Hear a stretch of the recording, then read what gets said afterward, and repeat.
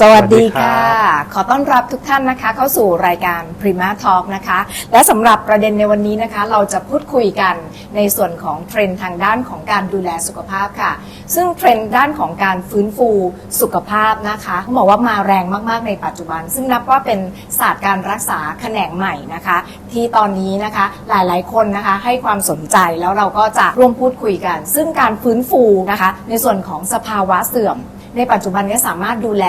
ไปจนถึงระดับเซลล์เนื้อเยื่อนะคะแล้วก็อวัยวะต่างๆด้วยนะคะซึ่งหลากหลายประเด็นในวันนี้นะคะเรื่องของการใช้เซลล์บำบัดหรือว่า stem cell therapy นะคะเราจะพูดคุยกันค่ะดิฉันสุทธิดา กาญจนา กันติกุลนะคะรับหน้าที่ผู้ดำเนินรายการในวันนี้นะคะและเพื่อเป็นการไขความกระจ่างเกี่ยวกับเรื่องของเซลล์บำบัดนะคะว่าจะเป็นอย่างไรนะคะปัจจุบันก็ได้รับความนิยมในบทบาทที่เป็นตัวช่วยนะคะเป็นทางเลือกสู่ทางออกในการฟื้นฟูในระดับเซลล์นะคะเป็นตัวช่วยในเรื่องของการชะลอวัยอีกทั้งดูแลในเรื่องของความเสื่อมต่างๆนะคะให้กลับคืนมาวันนี้นะคะเราได้รับเกียรตินะคะจากผู้เชี่ยวชาญนะคะจากนายแพทย์ศินภคินนะคะอิทธิเมคิน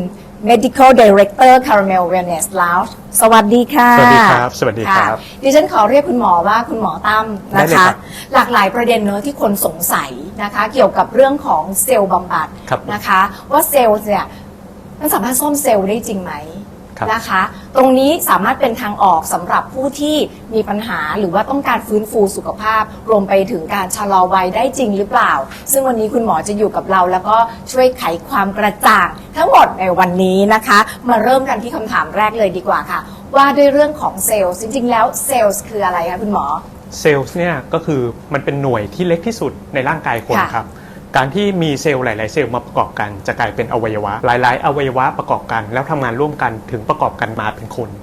ฉะนั้นถ้ามีความผิดปกติในระดับเซลล์ก็จะทำให้อวัยวะทำงานผิดปกติไปด้วยและก็ทำให้เกิดโรคไปด้วย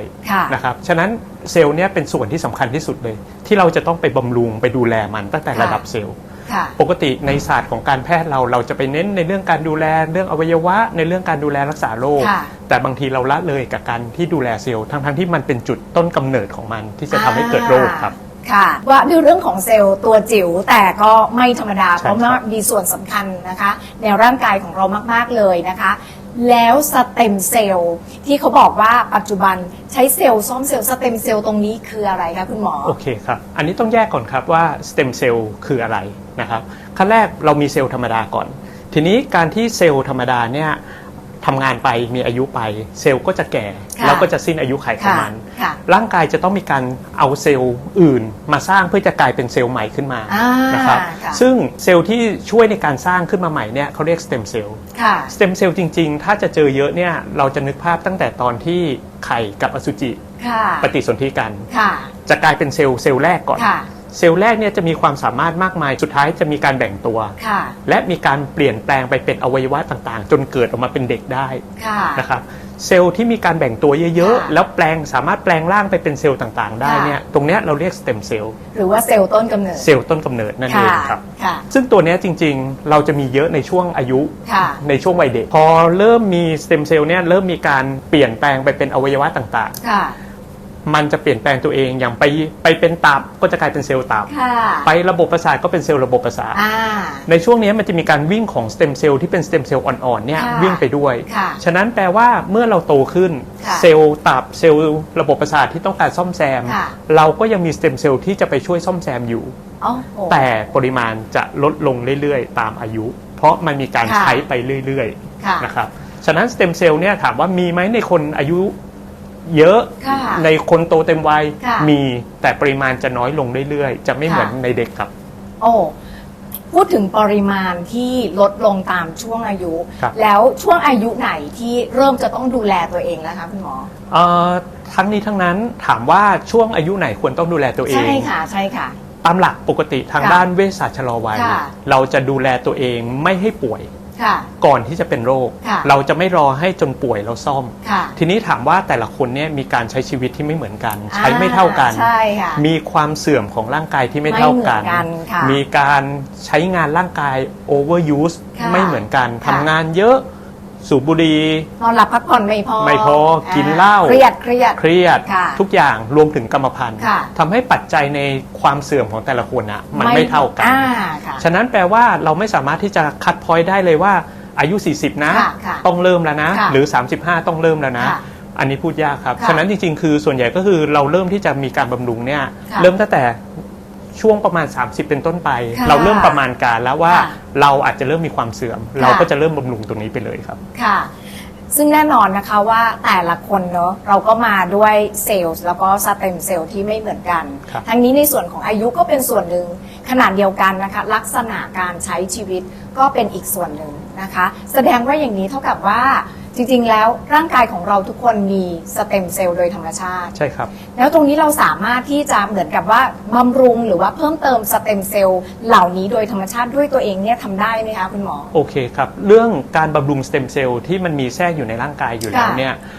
สามารถที่จะทำได้ในแง่ของการบำรุงเซลล์ภาพรวม ค่ะ แต่เราไม่สามารถที่จะไปถึงขั้นไปกระตุ้นสเต็มเซลล์ให้แอคทีฟออกมาแล้วทำงานได้ช่วยฟื้นฟูทั้งร่างกายได้แบบขนาดนั้นนะครับ จะไม่เหมือนการให้เป็นเซลล์เทอราปี ค่ะ นะครับก็คือการดูแลสุขภาพเซลล์ภาพรวมก็คือกินให้ดี ค่ะ นอนพักผ่อนให้พอ ค่ะ นะครับกินอาหารสุขภาพ เน้นพวกสารต้านอนุมูลอิสระ ค่ะ เน้นพวก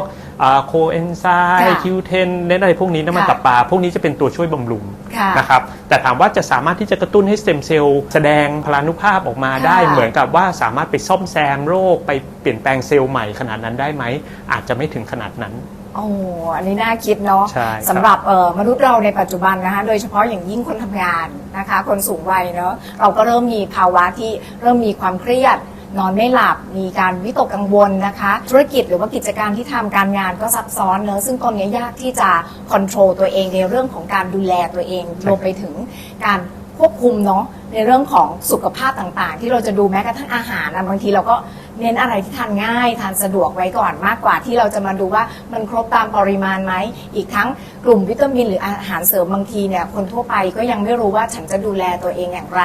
ตรงนี้ค่ะอาจจะทำให้สเต็มเซลล์ในร่างกายเนี่ยคือลดจำนวนลงเนอะโดยที่เราไม่รู้ตัว ในทางการแพทย์ค่ะ เราสามารถคือเพิ่มเติมสเต็มเซลล์เหล่านี้ให้กับร่างกายของมนุษย์เราเนี่ยได้ไหมคะคุณหมอ ในเรื่องของการใช้เซลล์ ค่ะ รวมถึงสเต็มเซลล์และอนุพันธ์ของสเต็มเซลล์คือ ค่ะ สารประกอบที่สร้างจากเซลล์ครับ ค่ะ ก็ในตอนนี้ยุคปัจจุบันมัน ค่ะ ก็เป็นศาสตร์แขนงหนึ่งของ ค่ะ ทางด้านเวชศาสตร์ชะลอวัย ค่ะ ในการที่จะนำมาใช้ในการฟื้นฟูดูแลและบำรุงสุขภาพร่างกาย นี่ดีมาก ครับในแง่ของการให้เซลล์เทอราปี ค่ะ ก็คือการบำบัดด้วยเซลล์เนี่ยเรามองว่าเป็นศาสตร์ที่สามารถจะเอามาทดแทนในเรื่องของการรักษาแนวเหมือนที่เมื่อก่อนเราพยายามจะคิดว่าเราต้องพยายามเริ่มมีโคลนนิ่งเนาะ ค่ะ เราเริ่มต้องมีการสร้างอวัยวะเนาะ ค่ะ ในการที่จะเอามาเปลี่ยน ค่ะ ในช่วงหลังเรามีการบอกว่าแทนที่จะสร้างอวัยวะแล้วต้องไปผ่าตัดเปลี่ยน ค่ะ เราใช้เซลล์ในการที่ฉีดเข้าไปในร่างกาย อ่า เพื่อให้มันวิ่งแล้วเข้าไปไมโครแมเนจอยู่ภายในร่างกาย ค่ะ ไปเกาะตามอวัยวะต่างๆ ในร่างกาย เน้นในส่วนที่มีปัญหา เน้นในส่วนที่มีการอักเสบ ค่ะ เน้นในส่วนที่เริ่มมีความเสื่อม ค่ะ แล้ว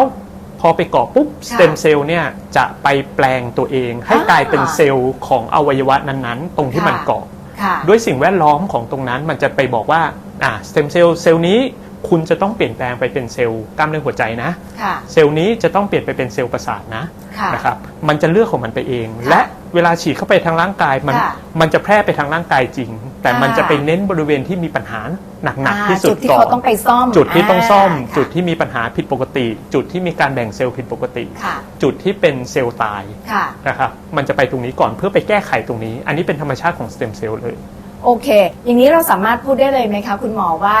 stem cell therapy เป็นเรื่องของการนำเซลล์ไปซ่อมเซลล์ ซึ่งจริงๆ แล้วเนี่ยเป็นการแก้ปัญหาที่ต้นเหตุนะ ในต่างประเทศ ได้ด้วย มีงานวิจัยเยอะเลยครับ ค่ะ ในการที่จะนำไปรักษาโรคที่เกิดจากความเสื่อม ค่ะ เน้นโรคที่เกิดจากความเสื่อมอย่างเช่น บางคนเอาไปใช้รักษาเรื่องอัลไซเมอร์ ค่ะ สมองเสื่อม ค่ะ นะครับพาร์กินสัน ค่ะ นะครับบางคนเอาไปใช้อย่างกรณีที่ไขสันหลัง ค่ะ เกิดอุบัติเหตุ ค่ะ มีการฉีดเข้าบริเวณไขสันหลัง ค่ะ โดยตรง ค่ะ บางคนเอาไปใช้ในเกี่ยวกับเรื่องข้อเข่าเสื่อม อ่า เพื่อที่จะดีเลย์ในเรื่องของการผ่าตัดเปลี่ยนข้อเข่า ค่ะ เพราะ ค่ะ บางคนก็ไม่สะดวกที่จะสามารถไปผ่าตัดได้ โอเค นะครับรวมถึงเรื่องของหลอดเลือด ค่ะ ต่างๆนะครับ ค่ะ โรคเส้นเลือดหัวใจ เส้นเลือด ค่ะ สมองนะครับ พวกนี้การที่มันมีการอุดตันเกิดจากการอักเสบและความเสื่อมทางนั้นฉะนั้นเขามีงานวิจัยแล้วว่าสเต็มเซลล์เนี่ยสามารถที่จะไปลดในเรื่องของการเกิดพลาร์กเข้าไปอุดตันในเรื่องของเส้นเลือดหัวใจเส้นเลือดสมองได้ครับฉะนั้นในภาพรวมการให้สเต็มเซลล์เนี่ยจะมีทั้งในเชิงป้องกันและรักษาด้วยเลยโอ้โหยอดเยี่ยมมากเลยเห็นแล้วก็รู้สึกได้เลยถึงนานานับประโยชน์ของสเต็มเซลล์นะคะว่าด้วยเรื่องของสเต็มเซลล์เมื่อกี้จริงๆแล้วคุณสมบัติของสเต็มเซลล์ในการที่เข้าไปดูแลในระดับเซลล์เนี่ยเขามีคุณสมบัติหลักๆอะไรบ้างคะก็คุณสมบัติหลักๆของสเต็มเซลล์เนี่ยสเต็มเซลล์ที่ดีต้องมีคุณสมบัติคือ1ต้องแบ่งตัวดีแบ่งตัวดีเพราะว่าเวลาเราให้เซลล์ไปเนี่ยเซลล์จะไปแบ่งจาก1เป็น2 2เป็น4 4เป็น8ยิ่งแบ่งตัวดีมากจะทำให้จำนวนเซลล์ที่เข้าไปมันยิ่งเยอะนะครับอย่างที่2จะต้องเปลี่ยนแปลงตัวเองได้ดีเพราะเมื่อกี้เราคุยกันแล้วว่ามันไปเกาะตรงไหนมันจะเปลี่ยนไปเป็นเซลล์นั้นฉะนั้นถ้ามันมีการเปลี่ยนแปลงหรือ differentiation ที่ดีมันจะทำให้กลายเป็นเซลล์ของอวัยวะนั้นๆที่สมบูรณ์และทำงานได้สมบูรณ์ขึ้นฉะนั้นปัจจัยหลักเนี่ยเวลาเราจะเอาสเต็มเซลล์มาใช้เนี่ยเราจะต้องดูในเรื่องของการแบ่งตัวเรื่องของการ differentiation ว่ามันดีแค่ไหนนะครับฉะนั้นก็คือเราต้องเลือก quality ของเซลล์อยู่พอควรเหมือนกันในการที่จะนำมาใช้ไม่ใช่ว่าเห็นบอกว่าเป็นสเต็มเซลล์แล้วสามารถหยิบมาใช้ได้เลยเห็นไหมค่ะทีนี้แล้วประเภทของสเต็มเซลล์เนี่ยมีอะไรบ้างคะครับสเต็มเซลล์เวลาเราแยกประเภทกันจริงๆเนี่ยเราจะเห็นว่าบางคนก็บอกว่ามีเขาเรียก adult stem cell คือสเต็มเซลล์ของผู้ใหญ่นะครับเป็น MSC mesenchymal stem cell แล้วก็ amniotic fluid stem cell ไล่ทีละอันครับ adult stem cell ก็คือสเต็มเซลล์ที่เราเจอได้ในกลุ่มคนที่โตเต็มวัยแล้วเหมือนที่เล่าให้ฟังว่าตอนแรกว่ามันจะมีการเคลื่อนตามสเต็มเซลล์ที่ไปอยู่บริเวณต่างๆตรงนี้จะสามารถเจอได้ในอวัยวะต่างๆแต่ที่เก็บง่ายที่สุดในกลุ่มคนอายุเยอะแล้วก็คือชั้นใต้ผิวหนังนะครับข้อดีคือเราสามารถเก็บได้สเต็มเซลล์ของคนคนนั้นโดยตรงนะครับแต่ข้อเสียก็คือเราเก็บสเต็มเซลล์ของคนอายุ50เราก็ได้เซลล์ของคนอายุ50กระบวนการในการทำให้กลายเป็นสเต็มเซลล์เราจะต้องรีเวิร์ตกลับมาเพราะตรงเนี้ยเก็บใต้ผิวหนังแปลว่ามันเป็นสเต็มเซลล์ใต้ของชั้นเนื้อเยื่อไขมันเราจะต้องเอามันกลับมาเข้ากระบวนการห้องแลบเพื่อให้มันกลายเป็นสเต็มเซลล์ที่สามารถแปลงไปเป็นตัวไหนก็ได้แล้วเราค่อยเอามานำไปใช้อีกทีหนึ่งซึ่งประสิทธิภาพของห้องแลบในปัจจุบันในการที่ทำให้รีเวิร์สกลับมาเนี่ยมันทำได้ยากอยู่พอควรแล้วปริมาณที่ทำได้มันจะได้ไม่เยอะนะครับฉะนั้นก็เลยไม่ค่อยเป็นจุดที่คนจะนำมาใช้กันเยอะในการใช้ในเรื่องของการเทอราปีนะครับอันดับที่2ก็คือmesenchymal stem cell หรือ MSC อันนี้จะได้ยินกันเยอะเพราะว่าเป็นตัวที่คนนำมาใช้กันเยอะนะครับตัวนี้จะเป็นตัวที่เก็บจากสายสะดือนะครับเป็นเก็บจากคอร์ดบลัดซึ่งตรงนี้จะเก็บจากเด็กที่คลอดนะครับซึ่งพอเด็กที่คลอดมาเด็กที่คลอดสมบูรณ์เราก็จะมองว่าตรงนี้มันเป็นสเต็มเซลล์ที่ค่อนข้างจะสมบูรณ์แล้วก็มีการแบ่งตัวได้แบบไม่มีเซลล์ผิดปกตินะครับเก็บง่ายแล้วก็สามารถที่จะนำไปเพาะเลี้ยงในห้องแลบได้ดีเจริญเติบโตได้ดีได้เซลล์ที่ประสิทธิภาพค่อนข้างดีครับอย่างที่3ก็คือ amniotic fluid stem cell เป็นสเต็มเซลล์ที่เก็บจากน้ำคร่ำนะครับเก็บจากน้ำคร่ำมีข้อดีมากๆคือแปลว่าการจะเก็บจากน้ำคร่ำได้แปลว่าต้องเป็นเซลล์ที่อ่อนมากเป็นเด็กที่ยังไม่คลอดใช่ค่ะข้อเสียหลักๆก็คือ1แปลว่าต้องเจาะน้ำคร่ำไม่อย่างนั้นจะเก็บไม่ได้นะครับการเจาะน้ำคร่ำแต่ละครั้งก็ทำให้เกิดความเสี่ยงกับคนที่ถูกเจาะนะครับอย่างที่2คือเซลล์ที่มันอ่อนมากๆเนี่ยมันแบ่งตัวได้ดีมากๆจริงแต่เราไม่สามารถที่จะproof หรือมั่นใจได้ 100% ว่าเซลล์ที่แบ่งตัวเนี้ยมันจะแบ่งตัวออกมาเป็นคนปกติเป็นเซลล์ที่ปกติทั้งหมดเพราะว่ายังเป็นเซลล์เล็กๆอยู่เลยนะครับฉะนั้นในทางงานวิจัยเขาบอกว่าในเรื่องของ MSC จะมีความปลอดภัยในเรื่องการแบ่งตัวของเซลล์ได้ดีกว่าเซลล์ที่เก็บจากน้ำคร่ำครับโอเคคุณหมอกำลังจะบอกกับพวกเราว่าในปัจจุบันก็นิยมจะใช้สเต็มเซลล์แบบ MSC มากกว่าครับสำหรับทางการแพทย์ใช่ครับผมนะคะโอ้โหอันนี้น่าสนใจเนาะถามแทนคนทั่วๆไปวันนี้เราได้เห็นแล้วว่าสเต็มเซลล์มีประโยชน์เนาะนะคะมีประโยชน์มากมายแล้วก็มีหลายประเภทให้เราเลือกใช้แล้วเมื่อไหร่คะคุณหมอที่เราจะต้องใช้สเต็มเซลล์เมื่อไหร่ที่ต้องใช้ก็แบ่งประเภทได้2ประเภทนะครับ1ก็คือกลุ่มคนที่ต้องการรักษาโรคฉะนั้นมันก็จะมีโรคที่จะต้องใช้รักษาด้วยสเต็มเซลล์เป็นโรคที่เกิดจากความเสื่อมโรคที่เกิดจากการอักเสบนะครับรวมถึงเรื่องของภูมิ ของร่างกายตัวเองอย่างเช่น SLE ค่ะ หรือ psoriasis ค่ะ นะครับ ค่ะ พวกนี้การให้สเต็มเซลล์ก็จะเป็นทางเลือกในการรักษา ค่ะ อยู่นะครับเราจะมีทางเลือกในการรักษาที่เป็นแผนปัจจุบันอยู่ละ แล้วก็อันเนี้ยจะเป็นตัวที่มาส่งเสริมในเรื่องของเพิ่มการรักษา ค่ะ เราไม่ได้ขัดกันในแง่ของการใช้เซลล์เทอราปีกับการแพทย์แผนปัจจุบัน ค่ะ นะครับในอีกขาหนึ่ง ค่ะ ก็คือกลุ่มคนที่ยังไม่เป็นโรคแหละ ค่ะ แต่ต้องการจะดูแลสุขภาพตัวเอง ค่ะ ต้องการที่จะป้องกันตัวเองไม่ให้เป็นโรค ค่ะ ป้องกันที่จะเหมือนลดอายุตัวเอง ค่ะ นะครับลดอายุของอวัยวะต่างๆ ใน ค่ะ ร่างกายของ ค่ะ ตัวเอง ค่ะ ก็จะสามารถมีการนำสเต็มเซลล์เนี่ยมาใช้เพื่อบำรุงร่างกายก่อนได้ครับผม คุณหมอคะแล้วประโยชน์ของสเต็มเซลล์นะคะในด้านการแพทย์มีอะไรบ้างคะ ก็สเต็มเซลล์ในด้านการแพทย์นะครับ ค่ะ ก็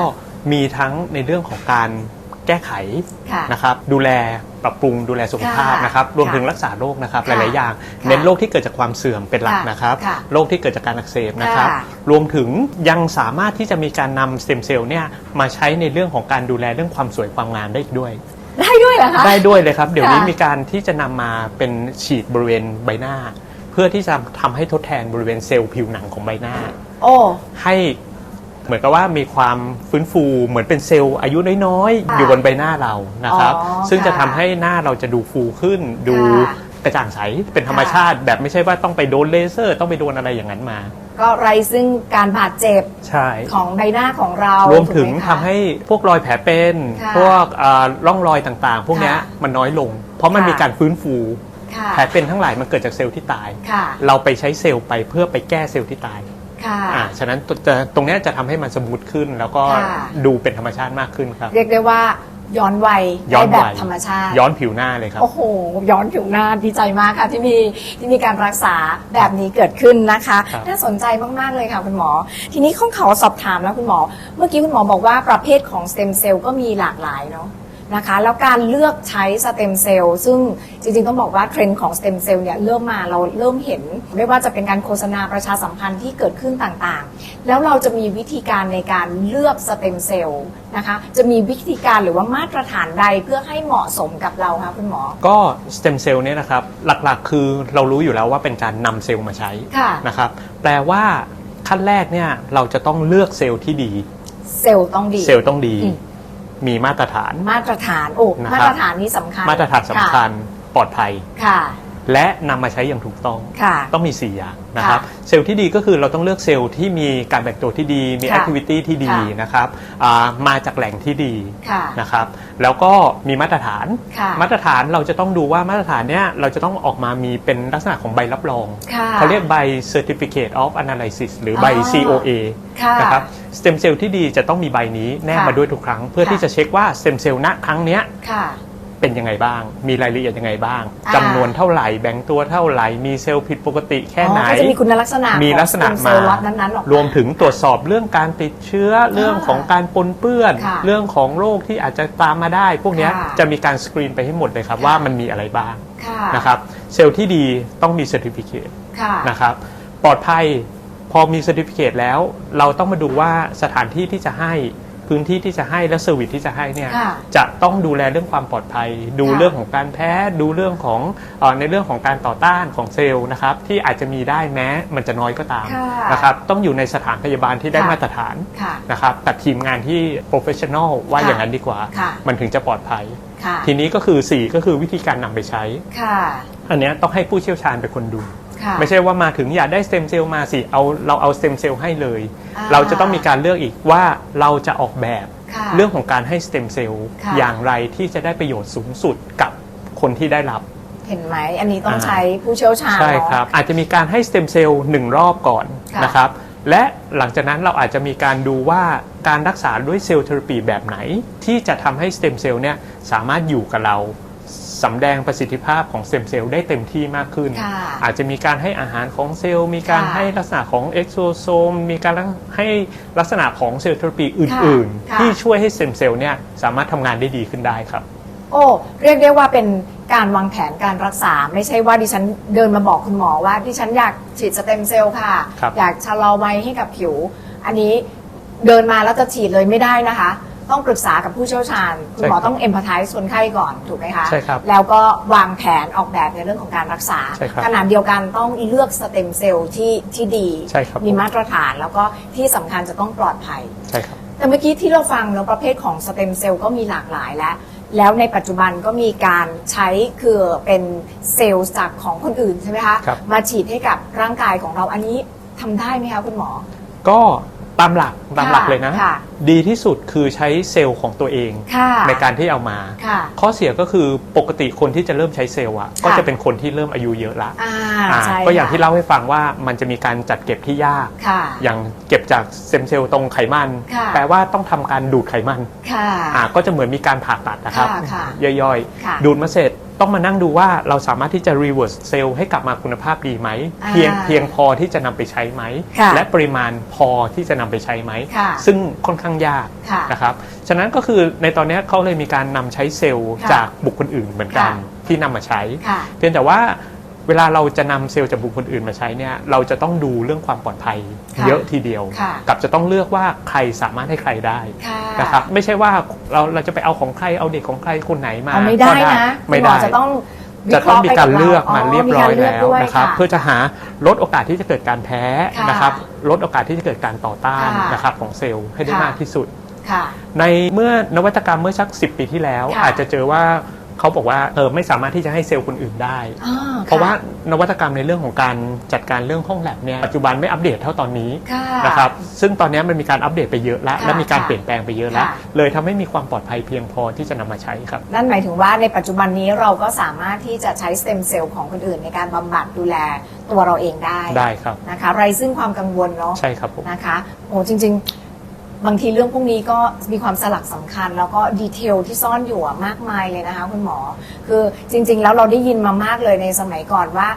มันจะเกิดการต่อต้านบ้างล่ะอะไรบ้างล่ะ พอฟังแบบนี้เราก็รู้สึกว่าสบายใจ ครับ นะคะรู้สึกว่าโอ้โหเป็นวัฒนาการทางการแพทย์เนี่ยได้ช่วยอะไรเราเยอะมาก โดยเฉพาะการรักษาในรูปแบบของเซลล์บำบัดนี้นะคะ ครับ แล้วการฉีดสเต็มเซลล์จริง ๆ แล้วเนี่ยเหมาะกับใครบ้างคะคุณหมอ จริงๆ เหมาะกับเกือบทุกคน อ๋อ ที่ต้องการจะระงับ ค่ะ บำบัด ค่ะ และฟื้นฟูเรื่องความเสื่อม ค่ะ ความเสื่อมทั้งเป็นโรคทั้งไม่เป็นโรค ค่ะ นะครับ ค่ะ เพียงแต่ว่าในการเลือกว่าใค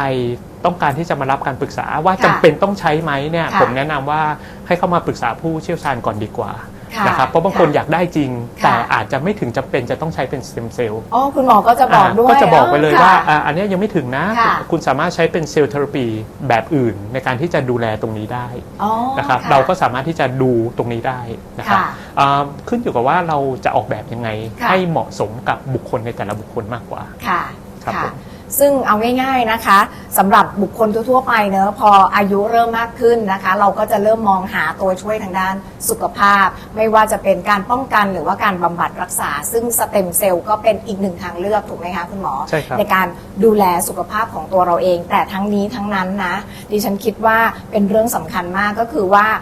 ถ้าเรามีความประสงค์ในการดูแลสุขภาพโดยการฉีดสเต็มเซลล์เราก็ต้องเลือกสถานที่เลือกบุคลากรที่จะมาดูแลเรานะคะเพื่อให้การรักษาเนี่ยเป็นไปอย่างถูกต้องได้มาตรฐานแล้วก็มีความปลอดภัย เพราะจริงๆแล้วเนาะอย่างที่คุณหมอบอกนะคะบางเคสก็อาจจะไม่ต้องถึงขั้นใช้สเต็มเซลล์ ใช่ครับ คุณหมอก็จะแนะนำ ใช่ครับ บางเคสนะคะมีความจำเป็นต้องใช้สเต็มเซลล์คุณหมอจะดูแลหลังจากนี้อีกว่าคุณควรจะเลือกใช้สเต็มเซลล์แบบไหนถูกไหมคะ ใช่ครับ กรณีไหนบ้างที่คุณจะใช้แล้วก็ดูแลหลังจากนี้ใช่ไหมคะ ใช่ครับผม โอ้โห พวกนี้ต้องเหมือนเรียกว่าออกแบบการดูแลในเรื่องของเซลล์เทอราปีให้ดีกว่า เรียกได้ว่าเป็นเจอร์นี่ใน เป็น เรื่องของ journey การ ใช่ รักษาเลย ใช่ครับผม นะคะ ทีนี้สงสัยแล้วค่ะ เมื่อเราเลือกแพทย์และเราเลือกสถานที่เราเลือกสเต็มเซลล์แล้วนะคะ จริงๆแล้วพอวิธีการในการที่เซลล์บำบัดเนี่ยจะเข้าไปทำงานในร่างกายทำงานแบบไหนเนี่ยพวกเราเริ่มอยากรู้แล้วค่ะ ด้วยเซลล์บำบัดจริงๆ ด้วยคุณสมบัติของสเต็มเซลล์ ค่ะ เองอ่ะ ค่ะ มันมีความสามารถในการเลือกบริเวณที่มันจะไปอยู่ละ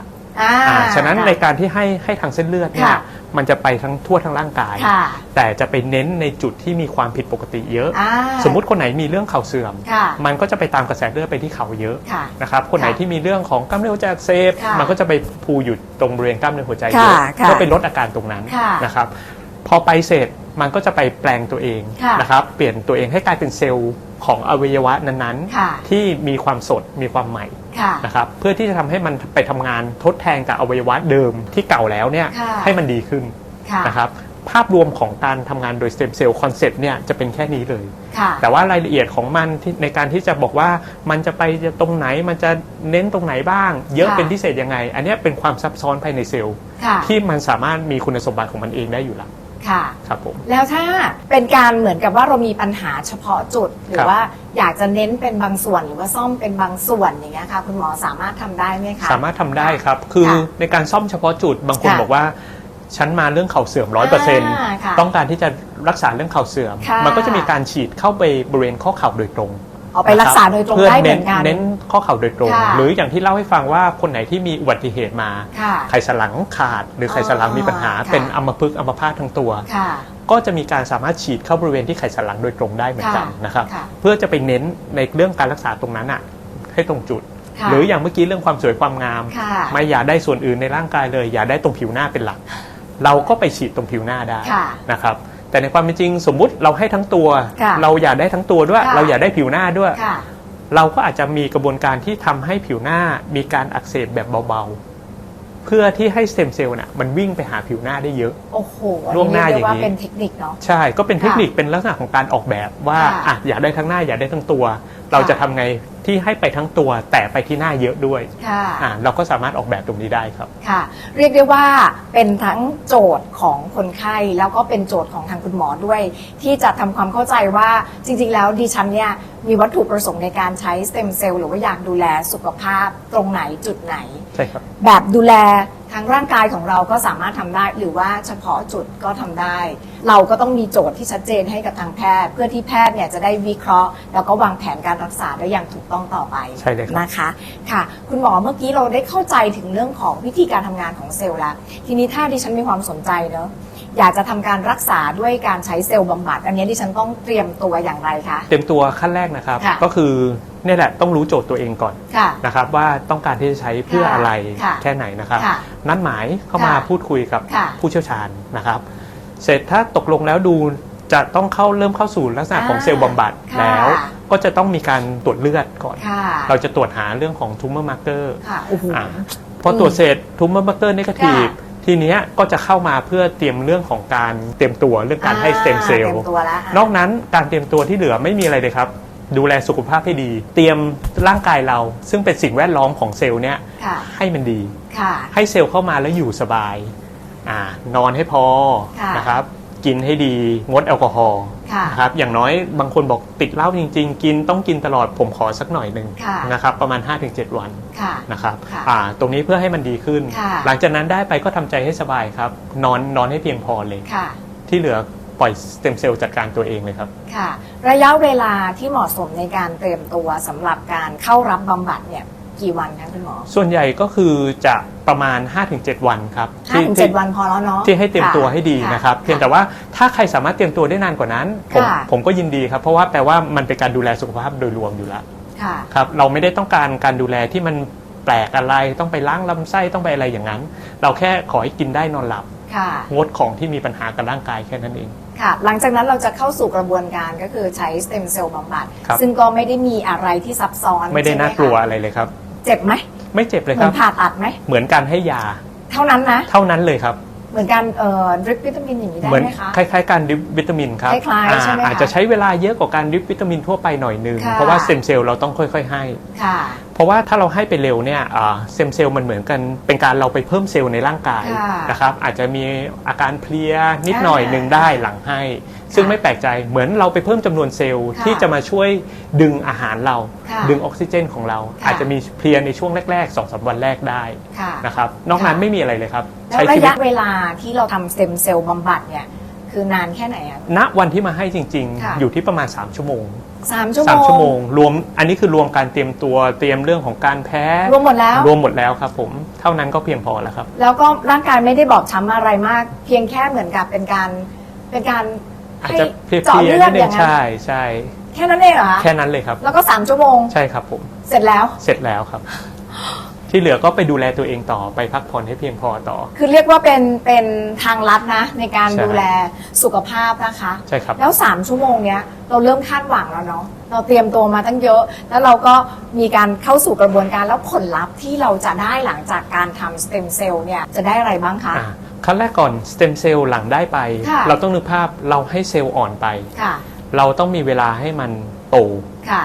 ให้มันแบ่งตัว ค่ะ ให้มันไปฝังตัว อ่ะ และมันเปลี่ยนแปลงไปเป็นอวัยวะต่าง ค่ะ ๆ โดยรวมจะใช้เวลาประมาณเดือนหนึ่ง 1 เดือน ประมาณเดือนหนึ่งใน ค่ะ การที่มันจะเริ่มออกผล ค่ะ นะครับในช่วงแรกไม่ต้องแปลกใจถ้าบางคนรู้สึกว่าได้ไปแล้วไม่เห็นรู้สึกอะไรเลย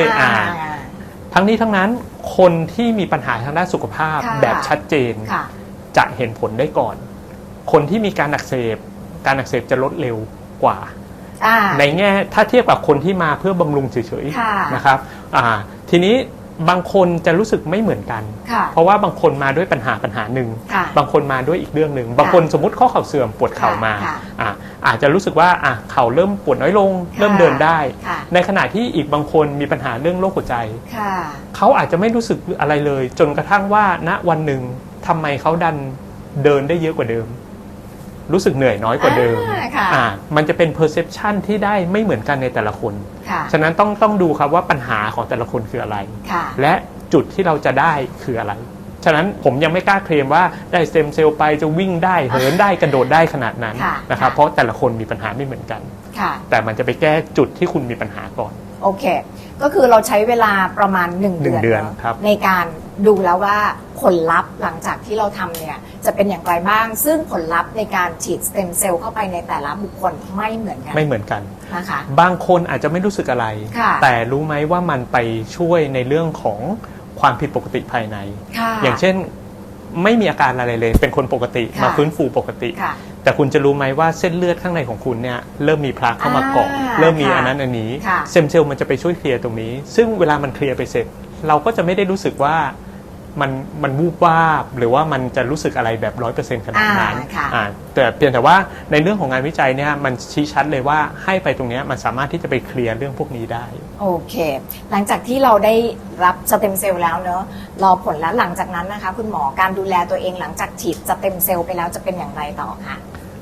การดูแลหลังฉีดสเต็มเซลล์ ค่ะ คิดง่ายๆ เหมือนคุณท้องอ่อนๆ อ่า เหมือนคุณท้องอ่อนๆค่ะนะครับจะมีเซลล์อ่อนๆที่เราจะต้องฟูมฟักมันนิดนึง ค่ะ นะครับ ค่ะ ถ้าสามารถทำอะไรที่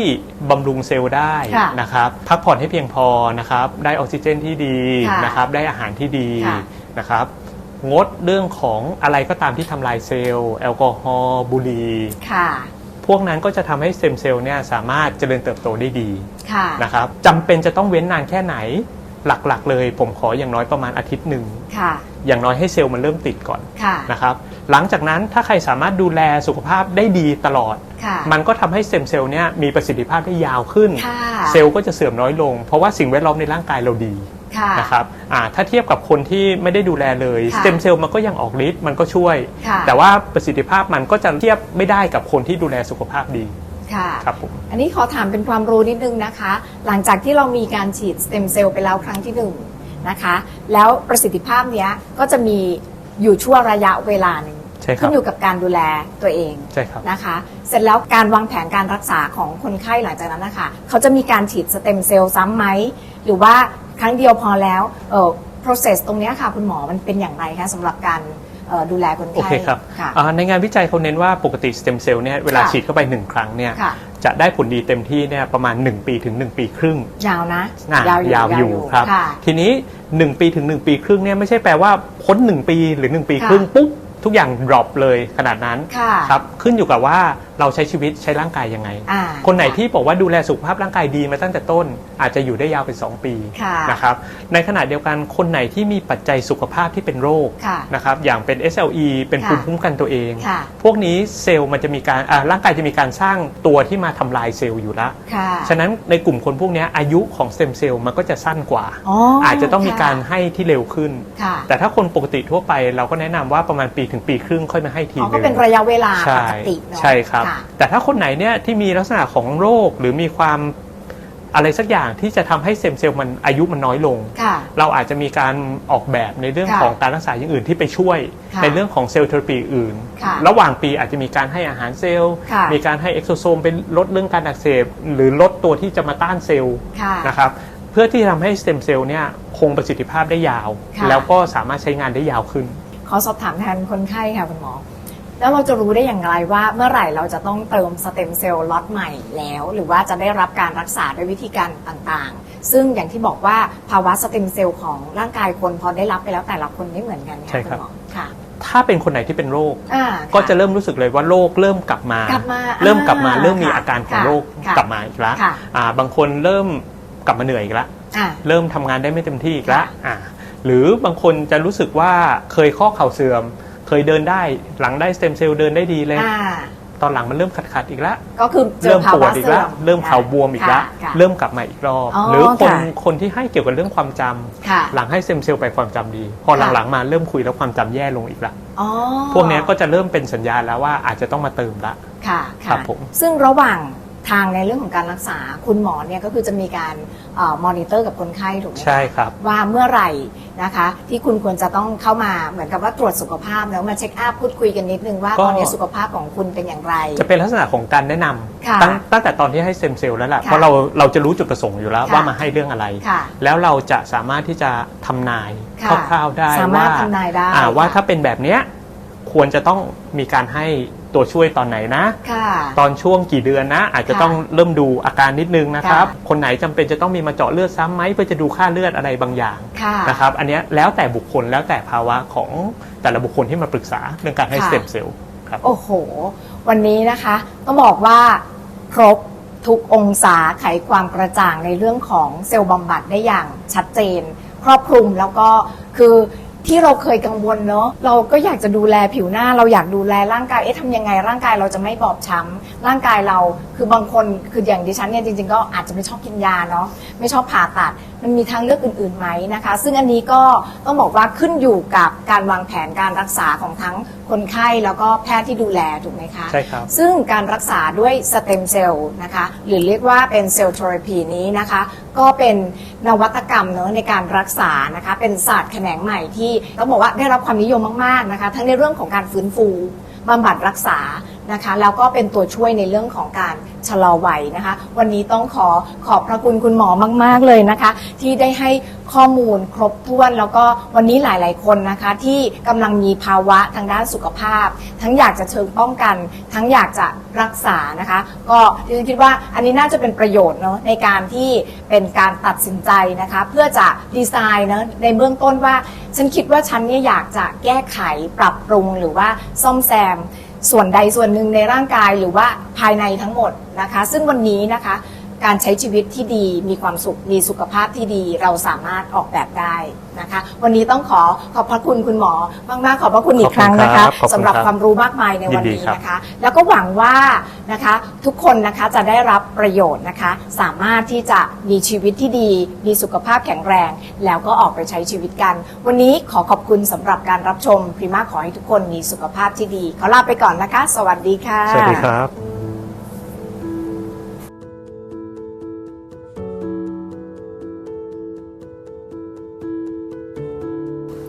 คุณหมอคะในเรื่องของสเต็มเซลล์เราทราบเลยว่าเป็นการฉีดเข้าไปในร่างกาย และทีนี้ในส่วนของสเต็มเซลล์หน้าตามันเป็นอย่างไรแล้วกิ๊บจะไว้ใจได้ยังไงคะในเรื่องของความปลอดภัยหรือว่ามาตรฐานของสเต็มเซลล์คุณหมอ โอเคครับ ค่ะ สเต็มเซลล์ที่ได้คนฟังดูจะรู้สึกว่าแบบมันจะมาเป็นลักษณะไหนเนาะ ใช่ค่ะ ก็อันดับแรกปกติจะมาเป็นแบบนี้เลยครับ ค่ะ กล่องแช่เย็น ค่ะ นะครับเพราะว่าสเต็มเซลล์ต้องอยู่ในอุณหภูมิที่เย็นพอ ค่ะ นะครับก็จะมีเรื่องของน้ำแข็งแพ็คออกมาให้เรียบร้อย ค่ะ นะครับ ค่ะ ของที่เราใช้เนี่ยก็จะมาเป็นลักษณะเป็นอยู่ในกล่องแพ็คมาอย่างดีนะครับที่จะบอกว่าในแต่ละขวดเนี่ยจะมีสเต็มเซลล์ปริมาณเท่าไหร่นะครับมาพร้อมกับอาหารเลี้ยงเซลล์ ค่ะ นะครับที่เวลาให้เราจะให้ร่วมกัน ค่ะ เพื่อให้เซลล์เนี่ยสามารถที่จะมีชีวิต แล้วก็มีแอคทิวิตี้ที่ดีได้ ค่ะ นะครับโดยเราจะเอาพวกนี้ผ ค่ะ สมอยู่ในน้ำเกลือ อ๋อ อ่า ค่ะ ฉะนั้นเวลาให้จริงๆจะเหมือนการให้น้ำเกลือเลย แต่ว่าจะมีลักษณะของสเต็มเซลล์กับอาหารเนี่ยเข้าไปอยู่ในบริเวณนั้น อ๋อ นะครับ ค่ะ แล้วก็จะสามารถที่จะมีแอคทิวิตี้ในการที่จะทำให้มันวิ่งไปตามร่างกายได้หมดนะครับ ค่ะ ทีนี้ถามว่าตอนนี้มันมาด้วยคุณภาพในเรื่องของการแช่เย็นมาลักษณะนี้ละ ค่ะ ในเรื่องต่อไปก็คือเรื่องความปลอดภัย ใช่ ว่า ค่ะ เราจะรู้ได้ไงว่าสเต็มเซลล์กล่องเนี้ยที่มาเนี่ยของคุณกิฟต์เนี่ยดีและปลอดภัยจริง ค่ะ นะครับ ค่ะ ในทุกใบในทุกสเต็มเซลล์ ค่ะ ทุกครั้งที่มา ค่ะ เราจะต้องมีใบเขาเรียกว่าใบ Certificate of Analysis ค่ะ หรือว่าเรียกย่อใบ COA ค่ะ นะครับใบเนี้ยจะเป็นการบ่งบอกอะไรบ้าง จะบอกเลยว่าเป็นเซลล์มาจากโค้ดที่เท่าไหร่ ค่ะ เซลล์ไลน์ที่เท่าไหร่ ค่ะ วันที่เท่าไหร่ในการ ค่ะ นำออกมานะครับเซลล์มีแอคทิวิตี้ยังไง ค่ะ รูปร่างยังไง ค่ะ การมีชีวิตอยู่ของเซลล์เป็นยังไง ค่ะ นะครับมีการแบ่งตัวดีแค่ไหน มียีนที่เหมาะสมกับการแบ่งตัว ค่ะ เยอะแค่ไหน ค่ะ นะครับปริมาณต้องดีพอเยอะพอถึงจะสามารถที่จะผ่านออกมาได้ ค่ะ นะครับ ค่ะ นอกจากเรื่องประสิทธิภาพในเรื่องการแบ่งตัว ค่ะ ก็จะไปมีเรื่องของการปนเปื้อน ค่ะ ต้องมีการตรวจสอบเรื่องการติดเชื้อ ค่ะ นะครับจะมีหมดเลยพวกไวรัสหรือแบคทีเรียหรือว่าซิฟิลิส ค่ะ ที่อาจจะติดต่อทางเลือดได้ อ่าน นะครับ ค่ะ ตรงเนี้ยจะต้องมีการสกรีนหมดว่า ค่ะ มันจะต้องนกาทีฟหมด ค่ะ นะครับแล้วก็นอกนั้นก็จะมีเรื่องของการปนเปื้อนอื่นๆ เรื่องของการสเตอร์ไลน์นะครับ ค่ะ ทุกอย่างต้องสเตอร์ไลน์หมด ค่ะ นะครับ ให้สบายใจ ทุกอัน เนอะ ต้องมีมา คือ ค่ะ ถ้าไปเจอบอกว่าเซลล์ที่ไหนมาแล้วไม่มีเนี่ยเราจะรู้ได้ไงว่าเราได้อะไร ใช่ค่ะ อันเนี้ยจะต้องระวังเลยครับ ใช่ค่ะ ครับ เพราะฉะนั้น Certificate of Analysis จะมาควบคู่กับ Stem Cell นะ ใช่ คะ ครับ และนี่ก็เป็นหนึ่งในหลักการนะคะในการคัดเลือก Stem Cell ที่เรียกได้ว่ามีความปลอดภัย แล้วก็มีมาตรฐานในกับร่างกายของ